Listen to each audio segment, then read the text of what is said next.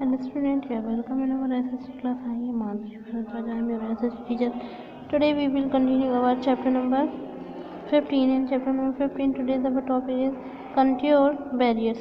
The contour barriers help in the soil getting the blown away.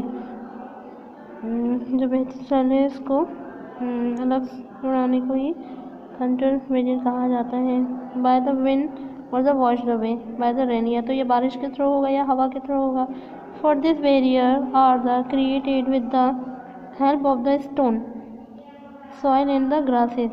Trenches are also made in front of barriers to collect the water. इसके लिए जो trenches हैं वो बनाई जाती हैं बैरियर के थ्रू और वाटर को कलेक्ट किया जाता है.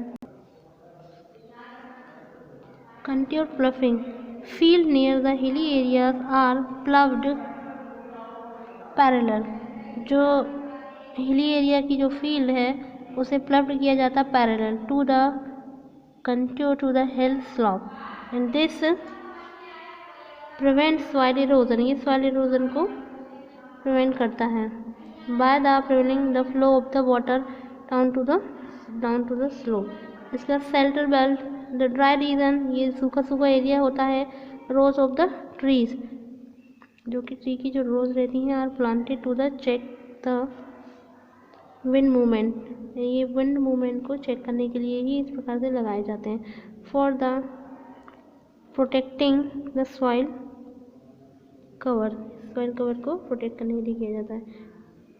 Terrace farming. This method of the soil conservation is mainly used on the step slope.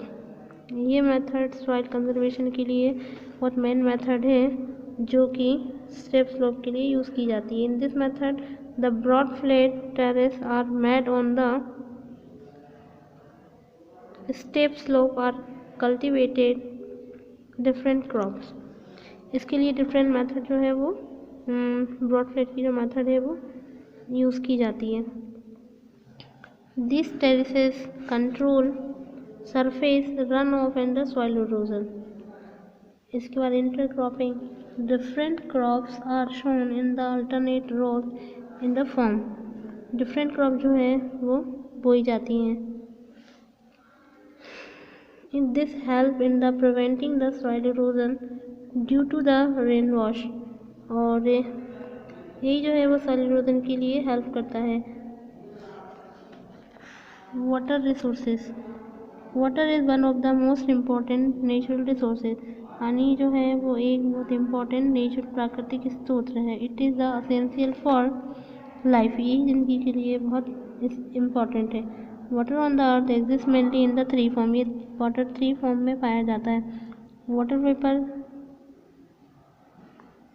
In the atmosphere, water in the ocean, sea in the river in the lakes, and ice in the mountain in the polar reason.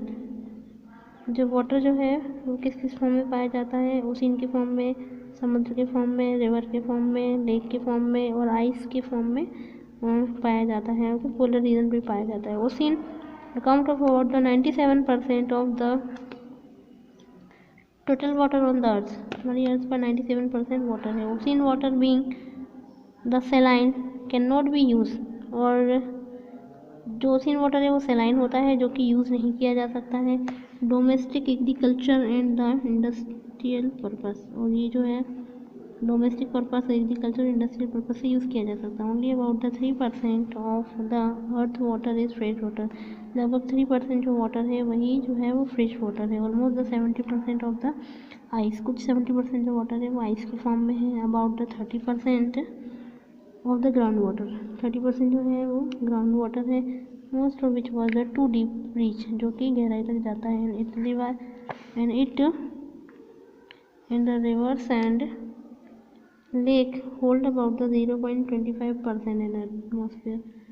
Atmosphere water vapour in the cloud account of about the 0.04% and the rest of the present in the swum. और कुछ swum के रूप में है, कीचड़ मिट्टी के रूप में है in the bodies of the plant and animal. कुछ प्लांट और एनिमल की बॉडी में है. So less than 1% of the total fresh water is available on the domestic and industrial. तो 1% से भी जो कम पानी जो है वो डोमेस्टिक यूज़ के लिए है, इरीगेशन, पावर जनरेटिंग और so on. Today we will continue tomorrow. Thank you so much.